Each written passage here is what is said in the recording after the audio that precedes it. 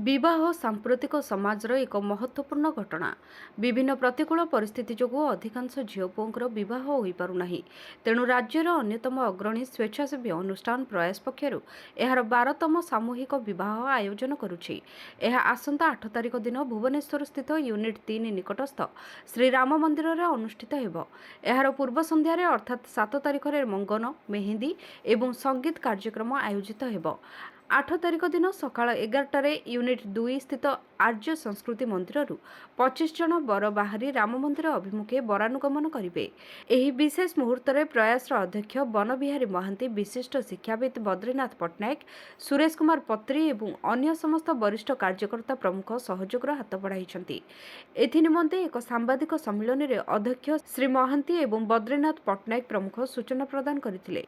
बाहागर हो पारनी, कहार जाति पे हो पारनी, कहार यौतुक पे हो पारनी, कहार जातक पे हो पारनी, ये परंपरा को भांगिया को पड़ो। भांगिया ये सामूहिक बहटी कर झील राजी पुओ राजी कि बापा माँ राजी नुह। कौटी झील राजी पुओ राजी से आर्थिक समस्या रोचे, कौटी जातक समस्या रोचे।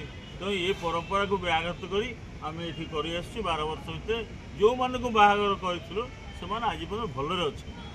एठी बहु मान्यगण्य व्यक्ति, साधु सन्त आ बहु बुद्धिजीवी आसुच्च दिन आशीर्वाद करके जाऊँगी तुम जीवन सुखमय हो। पदार्पण कर प्रयास परिवार रे आज जो विभागर स्टाइल आम गोटे करुँ डिफरेन्ट स्टाइल जोटा आपण मैंने सब प्रति वर्ष देखुवे नूतन धरण कहीं आम कहूँ 25टा बर अलग गाड़ी रे आसवे, 25टा बेदी, 25टा ब्राह्मण सब अलग से माने केबे फील करेनि जे आम गोटे मास मैरेज बोली वार्डटा जो रोचे से सामूहिक विवाह नुह।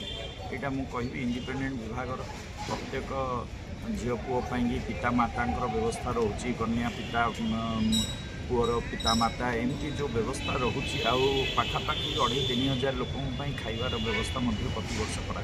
भुवनेश्वर विश्वजित दास का रिपोर्ट।